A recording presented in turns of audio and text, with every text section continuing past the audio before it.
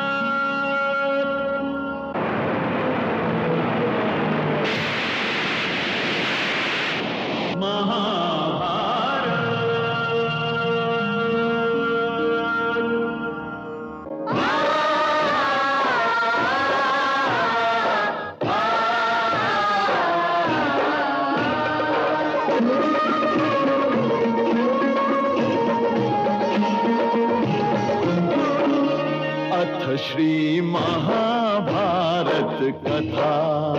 श्री महाभारत कथा।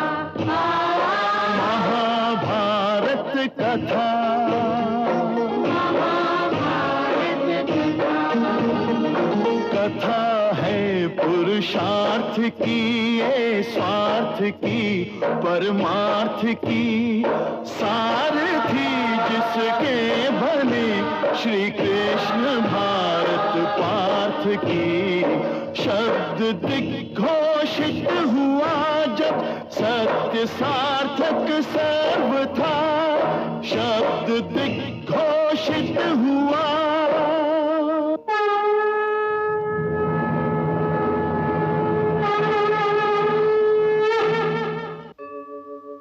यदा यदा हि धर्मस्य ग्लानिर्भवति भारत, अभ्युत्थानम् अधर्मस्य तदात्मानं सृजाम्यहम्। परित्राणाय साधूनां विनाशाय च दुष्कृताम्, धर्म संस्थापनार्थाय संभवामि युगे युगे।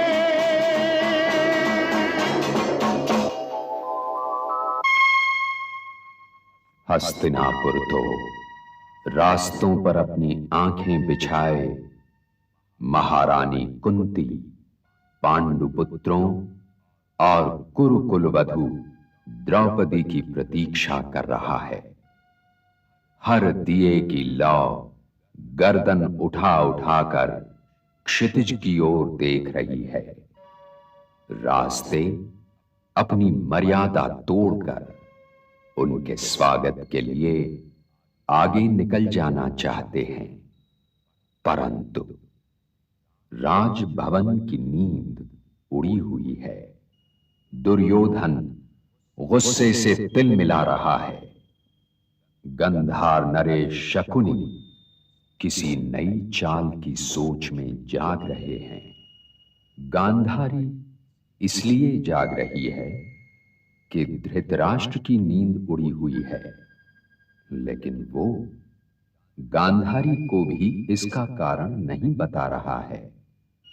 राजभवन के लिए ये संकट की बेला है, परंतु पितामह भीष्म के लिए प्रतीक्षा के ये दिन और रातें कुछ ज्यादा ही भारी हैं, क्योंकि वो तो तुला की डंडी की भांति हैं। यदि किसी ओर अपने आप को झुकाना चाहें भी तो नहीं झुका सकते।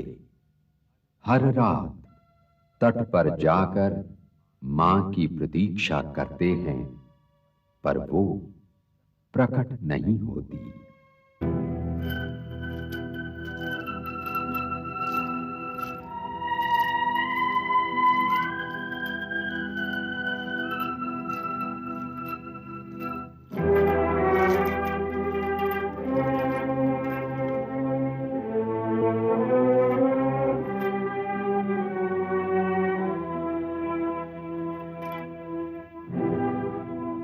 महोदय, संकट की इस बेला में आपने भी मुझे त्याग दिया। मैं संकट की इस घड़ी में क्या करूं? धृतराष्ट्र फिर मुझसे कोई न कोई अन्याय करवा लेगा। एक वन में 2 सिंह, एक म्यान में 2 तलवारें और एक राज्य में 2 युवराज तो नहीं हो सकते ना माते। दोनों ही तलवारें मेरी हैं, दोनों पर कुरुवंश का पानी चढ़ा हुआ है। मैं उनमें से किसी एक तलवार को टूटता नहीं देख सकता माते। मैं नहीं चाहता माते कि रणभूमि सज जाए और मुझे दुर्योधन और युधिष्ठिर दोनों में से किसी एक के पक्ष में युद्ध करने का निर्णय लेना पड़े। मेरा मार्गदर्शन कीजिए माते, मेरी सहायता कीजिए माते। पिछले दिनों के भांति मुझे आज फिर निराश ना लौटाइए, निराश ना लौटाइए माते, ना लौटाइए।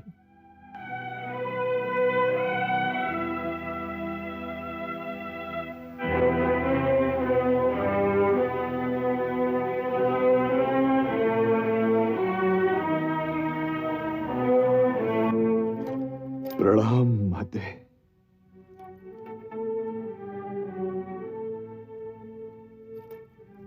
मुझसे कोई भूल हुई माते?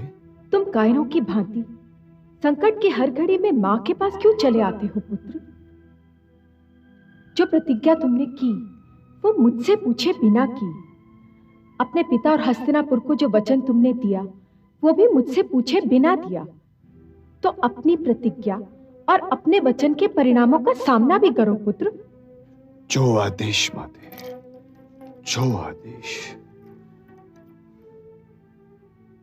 अब मैं नहीं आऊंगा माते, अब स्वयं आपको आना होगा, आपको आना।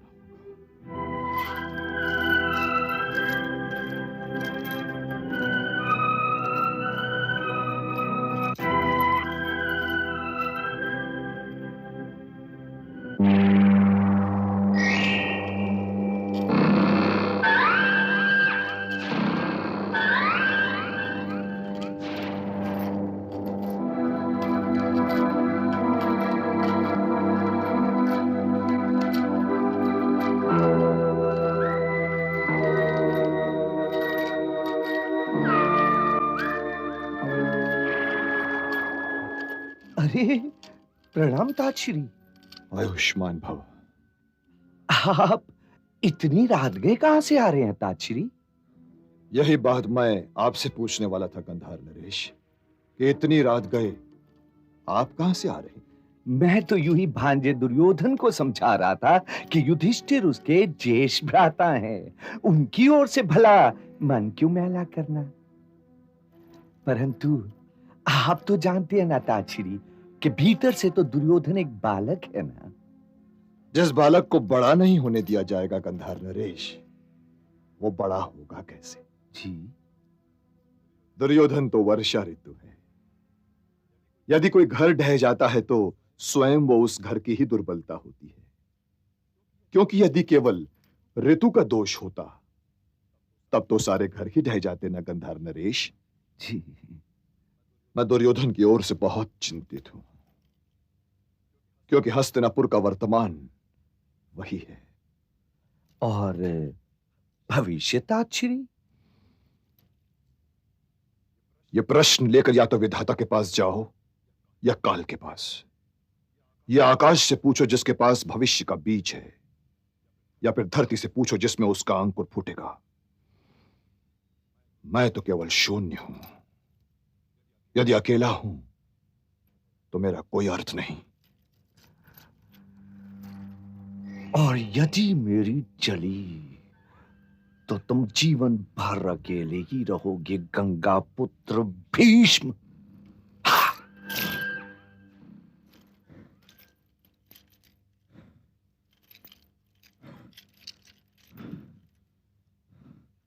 मामा श्री चाहे जो कुछ कहें, परंतु मैं ये कभी सहन नहीं कर सकता। कर्ण, वैसे तुम्हारे मामा श्री कह क्या रहे हैं? पितामह आप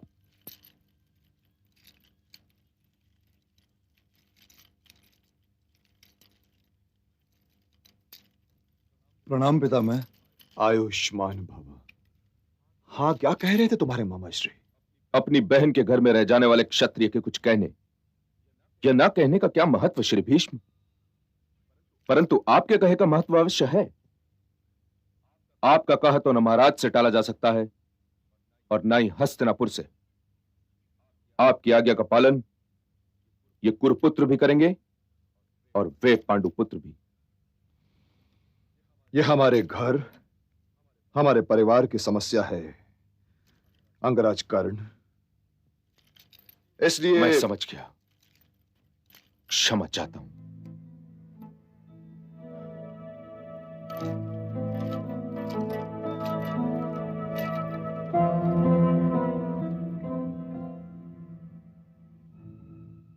मुझे स्थान ग्रहण करने के लिए नहीं कहोगे वत्स? क्षमा चाहता हूं पितामह, विराजिए।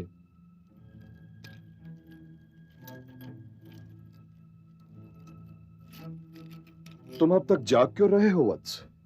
जागू नहीं तो और क्या करूं पितामह? मैंने तो पिताश्री से यह नहीं कहा था कि वो मुझे मेरे बालपन से यही जताते रहे कि आगे चलकर मैं ही हस्तिनापुर नरेश बनने वाला हूं। युधिष्ठिर तो मुझसे बड़े हैं ही, किंतु स्वयं आपने भी कभी मुझसे यह नहीं कहा कि इस सिंहासन पर युधिष्ठिर का अधिकार है। भरत वंश की यह परंपरा नहीं है वत्स। केवल ज्येष्ठ पुत्र हो जाने से कुछ नहीं हो जाता, योग्यता प्रधान है। यदि तुमने युधिष्ठिर को अपना बड़ा भाई मान लिया होता तो यह समस्या ही न खड़ी हुई होती, परंतु तुमने तो उसे अपना प्रतिद्वंदी माना। प्रतिद्वंदी तो है ही पितामह, और क्या क्षत्रिय होने के नाते मेरा यह कर्तव्य नहीं कि मैं अपने अधिकारों की रक्षा करूं? अवश्य है, अवश्य है, परंतु आज तुम्हारे अधिकारों की रक्षा करना महाराज का कर्तव्य है और इस परिवार का सबसे बड़ा होने के नाते मेरा कर्तव्य है। और मैं आज तुम्हें यह वचन देता हूं वत्स कि मेरे जीते जी कोई तुम्हारे अधिकारों का उल्लंघन नहीं कर सकता, परंतु अपने अधिकारों की परिभाषा ठीक रखना तुम्हारा भी कर्तव्य है। तो क्या आज मैं हस्तिनापुर युवराज नहीं हूं? मेरे युवराज होने के साक्षी तो स्वयं आप भी हैं पितामह। हाँ, परंतु मैं युधिष्ठिर के युवराज होने का भी साक्षी हूं। तभी तो मैं आपसे पूछ रहा हूं पितामह कि आज की परिस्थिति में युवराज कौन है? महाराज धृतराष्ट्र का पुत्र दुर्योधन या पांडुपुत्र युधिष्ठिर? और मैं भी आपको वचन देता हूं पितामह कि आप जो भी निर्णय लेंगे मैं उसे स्वीकार अवश्य करूंगा। इसी प्रश्न ने तो मेरी नींद उड़ा रखी है पुत्र, क्योंकि यह अनहोनी ही तो आज की वास्तविकता है कि तुम भी युवराज हो और युधिष्ठिर भी युवराज है। और युधिष्ठिर के आ जाने से पहले इस प्रश्न का निर्णय ले लेना आवश्यक हो जाता है कि कौन युवराज रहेगा और कौन युवराज नहीं रहेगा। परंतु यह बात सदैव ध्यान में रखना पुत्र कि हस्तिनापुर दुर्योधन और युधिष्ठिर दोनों ही से अधिक महत्वपूर्ण है। जब तुम दोनों नहीं थे तब भी यह हस्तिनापुर था, और जब तुम दोनों नहीं रहोगे तब भी यह हस्तिनापुर रहेगा।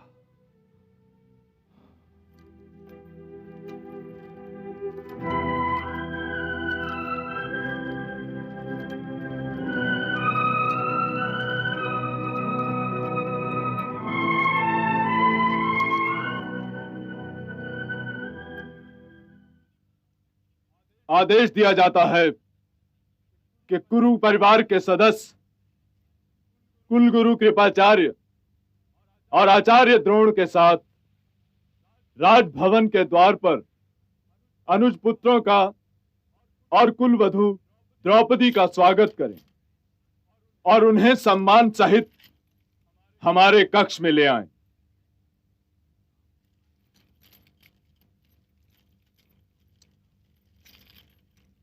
महाराज, आपको कक्ष में ले चलूं? आप चलिए ताजश्री।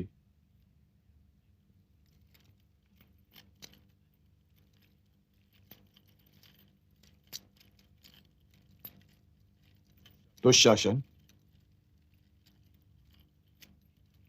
दुर्योधन कहाँ है? पितामह, उन्होंने कहा है कि जब तक इस बात का निर्णय नहीं लिया जाता कि युवराज कौन है, तब तक वो इस राज्यसभा में नहीं आ सकेंगे। दुर्योधन को ऐसा नहीं करना चाहिए था। भगवान हस्तिनापुर की रक्षा करे।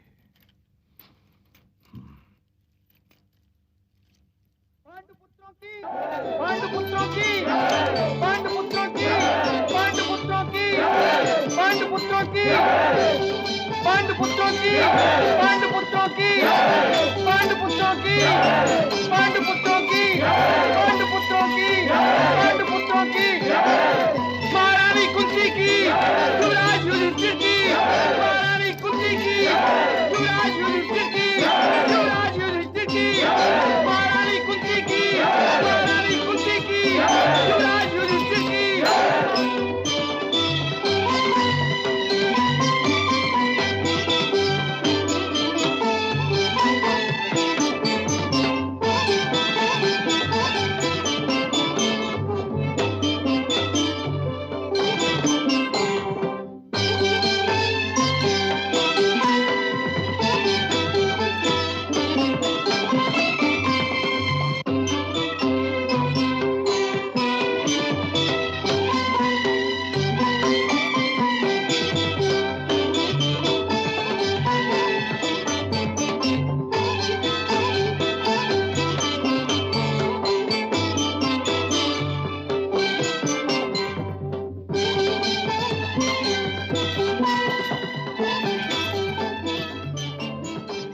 सदा सुखी रहो।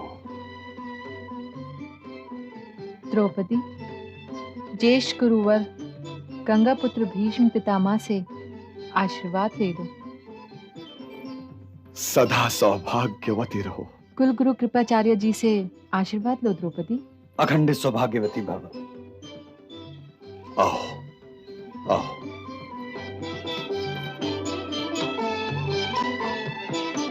प्रणाम गुरुवर। द्रौपदी से तो आपका दोहरा नाता है। यदि पुत्री मानिए तब भी आपके आशीर्वाद की अधिकारिणी है, और पुत्रवधू मानिए तब भी।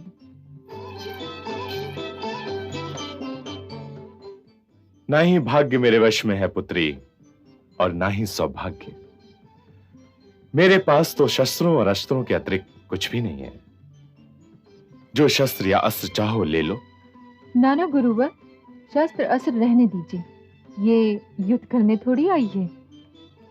प्रणाम छोटी माँ। युग युग जियो। मेरा प्रिय पुत्र दुर्योधन कहाँ है? वे व्यस्त हैं। अच्छा अच्छा, चलो तुम ही उसकी ओर से अपनी भाभी का स्वागत कर लो। प्रणाम। द्रौपदी, ये तुम्हारा देवर दुशासन है। मुझे ठीक से देख लीजिए भाभी श्री।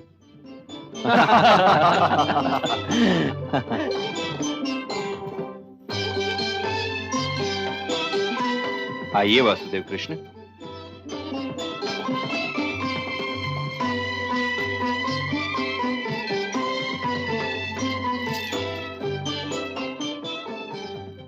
क्या आपके आशीर्वाद पर मेरा कोई अधिकार नहीं पितामह? मेरे पास तुम्हारे योग्य कोई आशीर्वाद है ही नहीं वासुदेव। ये तो कंजूसी हुई पितामह। यदि बूंद समुद्र को कुछ देने की चेष्टा करे तो क्या ये छोटा मुंह बड़ी बात नहीं हो जाएगी गिरधर? वाद विवाद में किसी ब्राह्मण से जीतना सहज कार्य नहीं है कृपाचार्य जी। तो ठीक है, आशीर्वाद लिए बिना ही चलते हैं। चलिए दाऊद, आप भी चले चलिए। जब इन लोगों ने मुझे आशीर्वाद नहीं दिया तो आपको भी नहीं देंगे। पधारिए।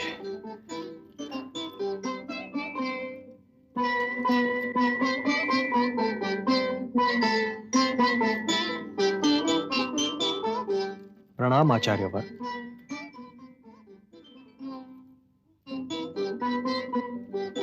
प्रणाम कुलगुरु। चक्रवर्ती भव। प्रणाम पितामह। विजयी भव। आयुष्मान भव। प्रणाम पितामह। आयुष्मान भव। प्रणाम। प्रणाम बलशाली रहो। प्रणाम पितामह। आयुष्मान भव। दिग्विजयी भव। चिरंजीवी रहो। गले नहीं लगोगे पुत्र? मेरे वस्त्रों पर तो यात्रा की धूल है पितामह। आपके श्वेत वस्त्र मैले हो जाएंगे। मेरे ये श्वेत वस्त्र तो सदैव ही तुम्हारे वस्त्रों की धूल के लिए व्याकुल रहते हैं पुत्र। पितामह, पितामह।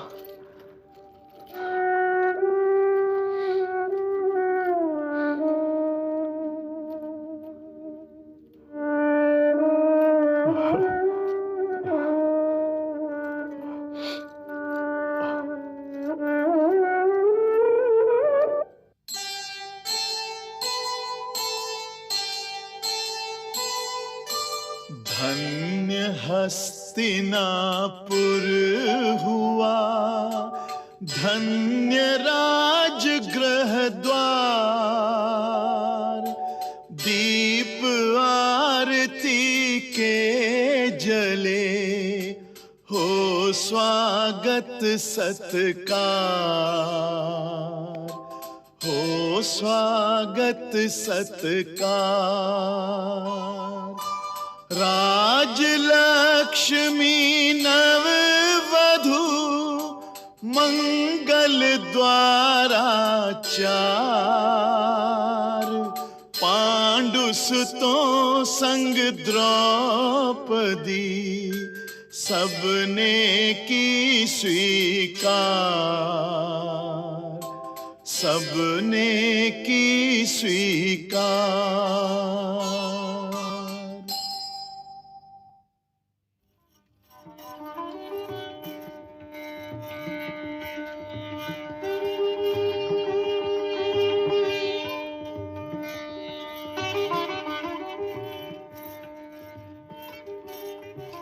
माताश्री, वो आ गए।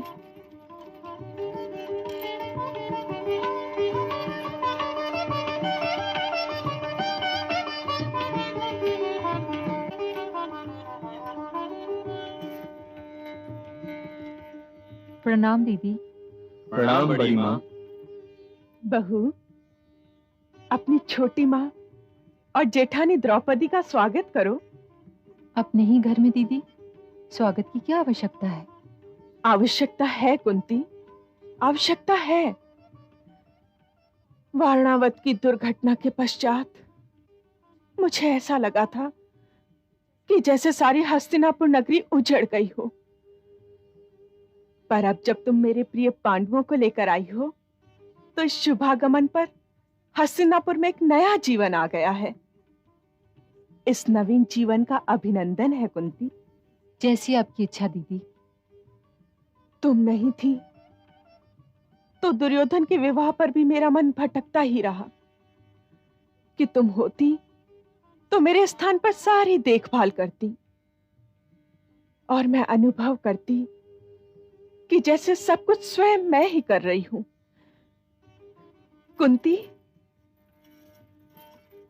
ये तुम्हारी पुत्रवधू काशी की राजकुमारी है।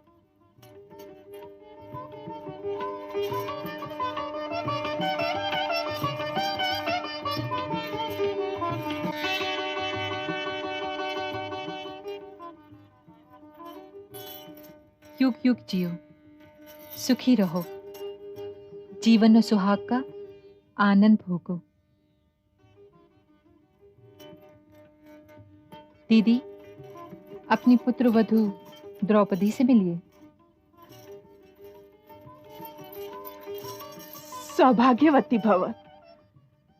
तुम्हारी गोद बच्चों से और मांग सिंदूर से भरी रहे। चलो द्रौपदी, अब ज्येष्ठ पिताश्री का भी आशीर्वाद ले लो। आइए दीदी।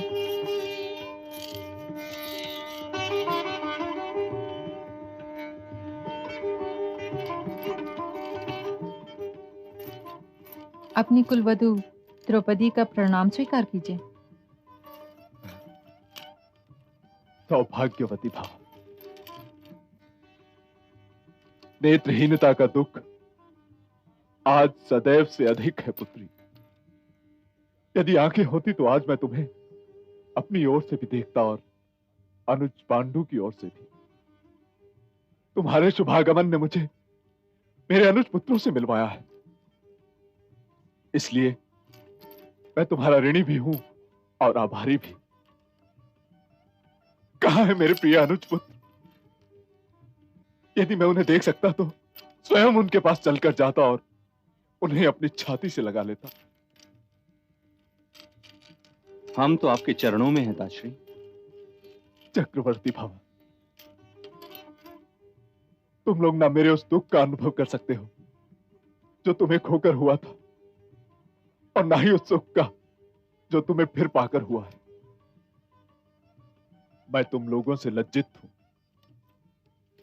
परंतु हो सके तो द्रौपदी के इस शुभ आगमन पर अपने इस नेत्रहीन तात और नेत्रहीन राजा को क्षमा कर दो। ये आप क्या कह रहे हैं ताश्री?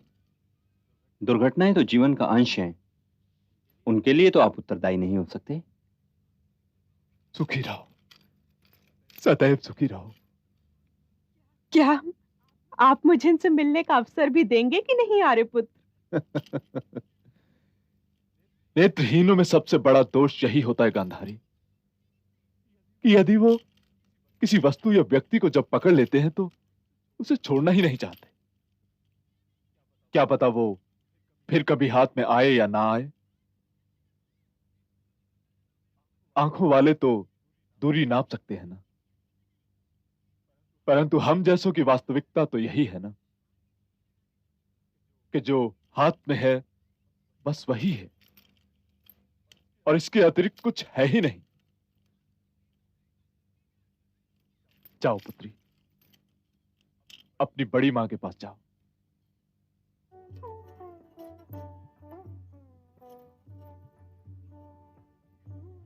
कुंती, तनिक अपनी आंखों से मुझे मेरी पुत्र वधू का मुखड़ा तो दिखलाओ।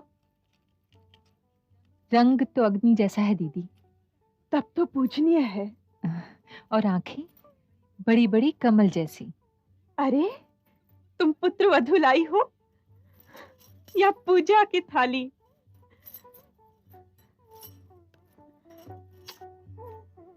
भगवान तुम्हारे भाग्य के सारे दुख मुझे दे दे और मेरे भाग्य के सारे सुख तुम्हें।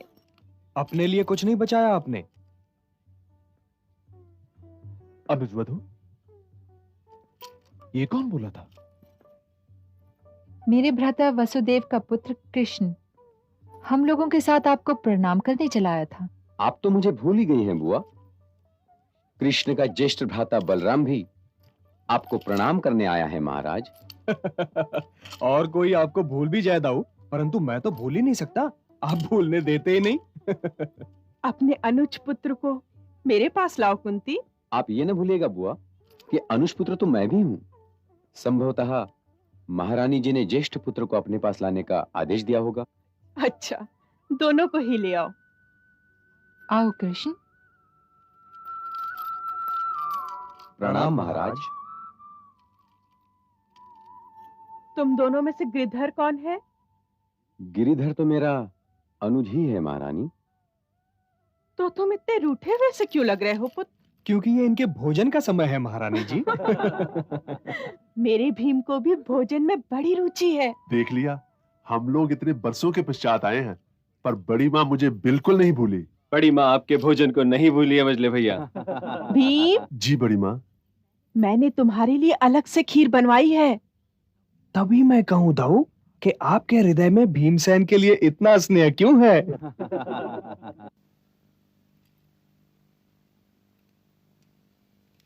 आपको जाने की क्यों पड़ी है? जाना तो पड़ेगा ही अर्जुन। पिताश्री और माताश्री को समझाना इतनी कठिन बात नहीं है, परंतु सुभद्रा बड़ी टेढ़ी खीर है। जाने में जितने अधिक दिन लगाऊंगा उतने ही अधिक प्रश्न करेगी। दाऊ से तो डर के मारे कोई प्रश्न करता नहीं, तो फंस जाता हूं मैं। और फिर छोटी बहन के अधिकार यूं भी कुछ अधिक ही होते हैं। लगता है सुभद्रा से कुछ अधिक ही स्नेह है आपको। उससे तो सभी को अधिक स्नेह है। दाऊ तो हर दूसरे दिन मुझसे लड़ते रहते हैं उसके लिए। देखो कृष्ण, मैं ज्येष्ठ भ्राता हूं, इसलिए सुभद्रा की देखभाल पर मेरा अधिकार तुम्हारे अधिकारों से अधिक तो होना ही चाहिए। कृष्ण, अब तो सो जाओ। दाऊ, मैं अर्जुन को यह बता रहा था कि आप स्वयं इस बात को मानते हैं कि सुभद्रा की देखभाल पर मेरा अधिकार आपसे अधिक है। ये मैंने कब कहा? दाऊ मैं हूं या तुम? दाऊ तो आप ही हैं दाऊ, परंतु मैं भी कुछ तो अवश्य ही हूं। ये मैंने कब कहा कि तुम कुछ नहीं हो? मैं अभी से कह देता हूं। अर्जुन, तुम साक्षी हो, नहीं तो ये महाशय मुकर जाएंगे कि दाऊ ऐसा आपने कब कहा था? सुभद्रा के जीवन के विषय में सारे निर्णय मैं लूंगा। मैं देख लिया ना अर्जुन, अब इनसे कोई कुछ कह सकता है?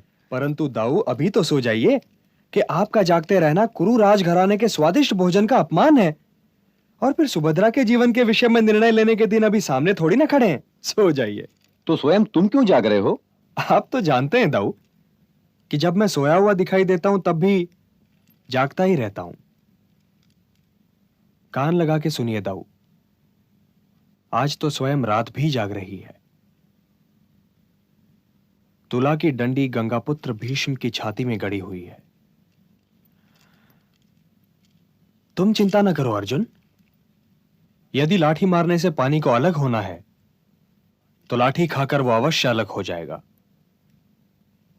यह जीवन सागर के मंथन की घड़ी है। अमृत को विष से अलग हो ही जाना चाहिए।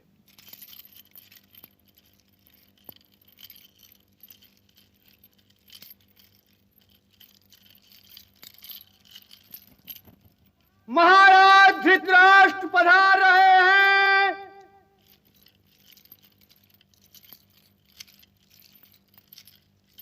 आइए महाराज।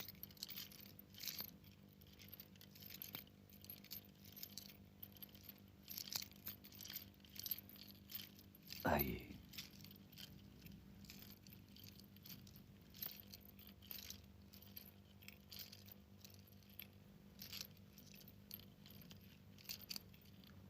आइए महाराज। प्रणाम महाराज। आइए विराजिए। आइए आइए। आइए महाराज, धीरे। यहां संभल के।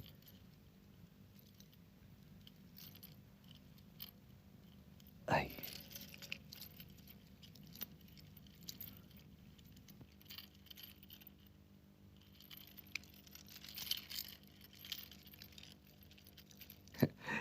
गुरु परिवार की इस बैठक में भाग लेने का मैं अधिकारी नहीं हूं, इसलिए यदि महाराज आज्ञा दे तो मैं चला जाऊं।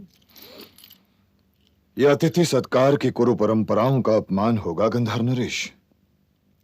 विराजिए। जो आज्ञा ताश्री। विराजिए विराजिए।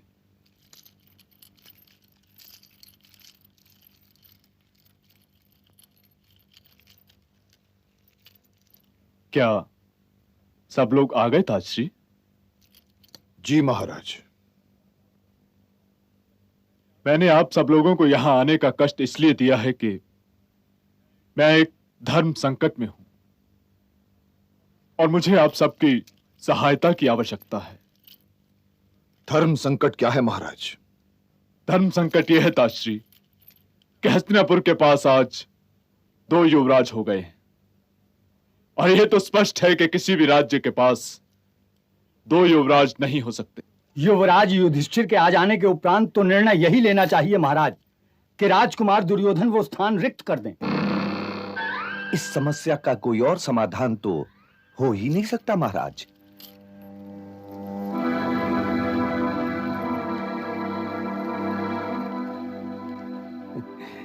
मेरे इस प्रस्ताव का यह अर्थ नहीं है कि मैंने दुर्योधन का पक्ष लेना छोड़ दिया है। वत्स दुर्योधन में तो मेरे प्राण बसे हैं। मैंने तो सदैव यही चाहा है कि वो पहले युवराज और फिर महाराज बने, किंतु आज ये सोच हस्तिनापुर के हित में नहीं। और फिर मैं ये कैसे भूल सकता हूं कि मेरी बहन गांधारी आज हस्तिनापुर की पटरानी है। इसलिए हस्तिनापुर का हित मेरी बहन का हित है। आगे आप लोगों की जैसी इच्छा। यह समस्या इतनी सहज नहीं है गंधार नरेश कि इतनी सरलता से इसका समाधान मिल जाए। तो क्या आप ये नहीं मानते विदुर कि राजकुमार युधिष्ठिर ही युवराज हैं? युवराज तो युधिष्ठिर ही हैं द्रोणाचार्य जी, परंतु हमें यह भी ध्यान में रखना चाहिए कि पांडवों के देहांत का समाचार मिलने के पश्चात हम सभी ने इसी कक्ष में बैठकर निर्णय लिया था कि दुर्योधन को युवराज बना दिया जाए। और मेरा दुर्योधन भी इस विषय में आप लोगों के पास कोई प्रार्थना पत्र लेकर नहीं आया था। कम से कम मुझे तो याद नहीं। क्यों विदुर जी? राजपदों के विषय में प्रार्थना पत्रों के आधार पर निर्णय लिए भी नहीं जाते गंधार नरेश। वैसे मैं उस सभा में सम्मिलित भी नहीं था। यदि होते तो क्या करते? कदाचित मैं ये प्रस्ताव रखता कि ये निर्णय लेने में इतनी शीघ्रता दिखलाने की कोई आवश्यकता नहीं, क्योंकि ये पहले ही सिद्ध हो चुका है कि दुर्योधन इस योग्य ही नहीं। अब ये प्रश्न क्यों उठा रहे हो विदुर?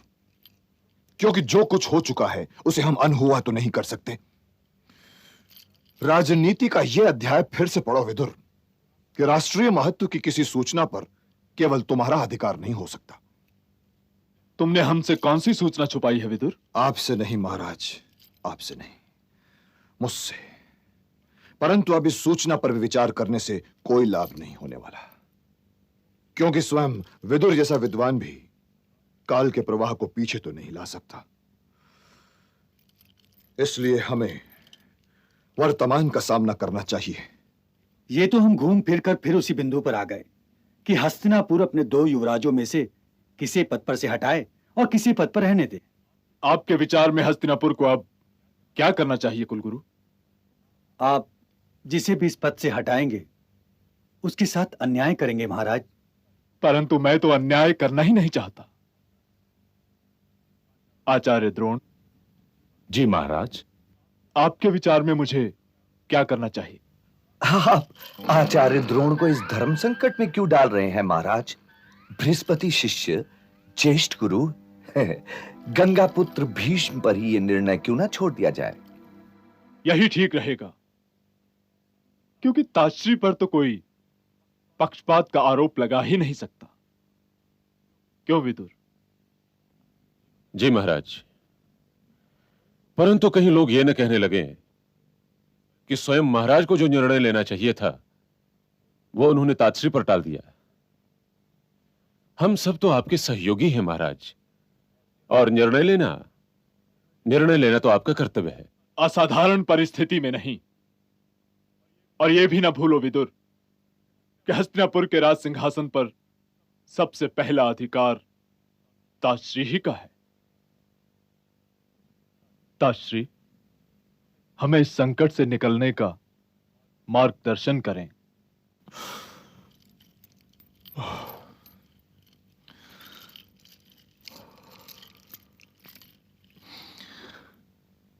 न्याय की मांग यही है महाराज कि किसी के साथ अन्याय न हो।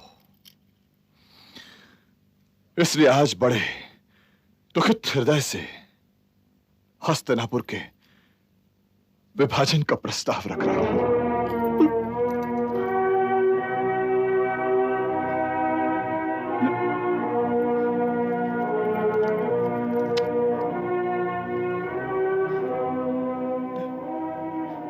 वास्तव में राजनीति जब भी ठोकर खाएगी महाराज, तो उसका दंड तो देश को भुगतना ही पड़ेगा ना। हस्तिनापुर राज्य को आप दोनों युवराजों में आधा आधा बांट दीजिए महाराज, और मुझे आज्ञा दीजिए कि मैं हस्तिनापुर के इस दुर्भाग्य पर एकांत में रह सकूं।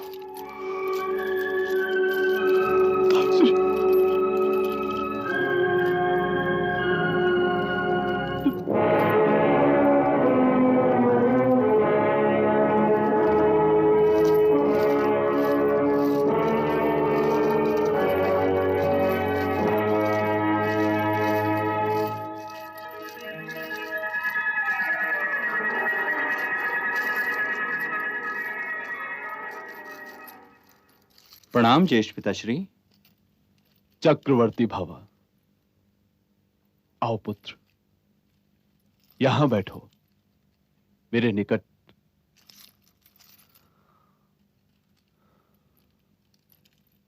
मैं एक बड़े धर्म संकट में हूं पुत्र। और यदि मैं ये ना जानता होता कि तुम मेरी सहायता अवश्य करोगे तो मैं आत्महत्या कर लेता। आप आदेश तो दीजिए ज्येष्ठ पिताश्री। छोटे अपने बड़ों की सहायता नहीं करते, वे तो आदेशों को मानते हैं, आज्ञा पालन करते हैं। मेरी बातें ध्यान से सुनो पुत्र। तुम पांचों भाई उस अनुज पांडु के उत्तराधिकारी हो जिसने लगभग पूरी पृथ्वी जीत ली थी। विजयश्री उसकी अधीन थी, परंतु जब तक मैंने उससे यह नहीं कहा कि यह सिंहासन ग्रहण करो, तब तक उसने यह सिंहासन ग्रहण नहीं किया, जबकि इस सिंहासन पर उसका अधिकार भी था। आप मुझे किसी भूमिका के बिना भी आदेश दे सकते हैं ज्येष्ठ पिताश्री। यह भूमिका आवश्यक है पुत्र। यह सिंहासन मेरा नहीं है, मैं तो अनुज पांडु का प्रतिनिधि हूं, केवल प्रतिनिधि। और मैं जो भी निर्णय लेता हूं वो अनुज पांडु ही की ओर से लेता हूं। किंतु ज्येष्ठ पिताश्री, आपके स्वर इतने उदास क्यों हैं? प्रश्न ना करो पुत्र,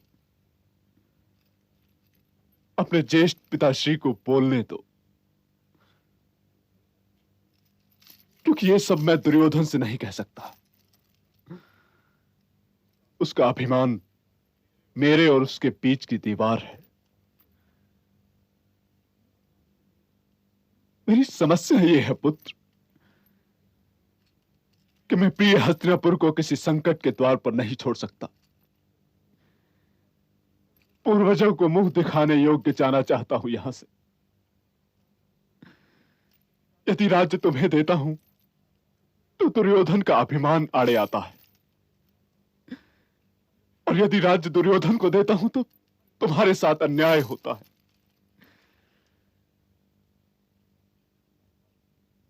और यह भी पारिवारिक जीवन का एक सत्य है पुत्र कि जहां बहुत से बर्तन होंगे वहां बर्तनों का टकराव भी होगा। इसलिए उन्हें अलग ही कर देना चाहिए।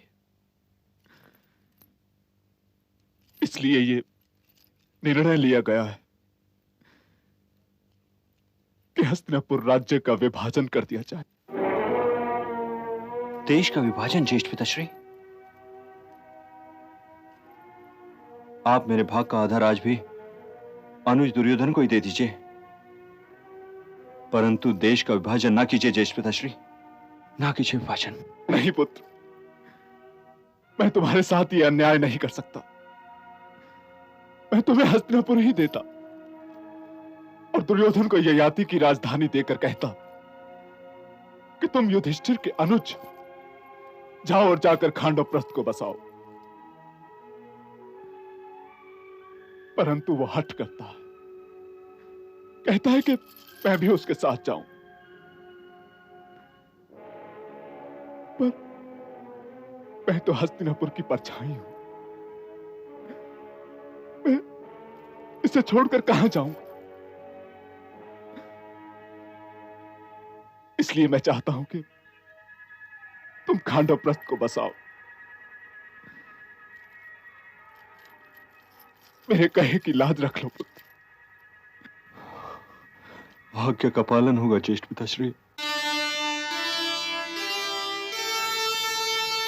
सज्जनता फिर झुक गई, देखा बेबस रूप, पांडुसुतों के हित बनी, फिर वही काली धूप।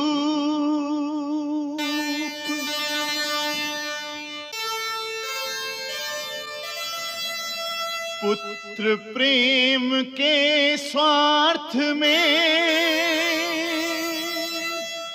था अंधा धृतराष्ट्र, दिखा विवशता व्यर्थ ही, किया विभाजित राष्ट्र।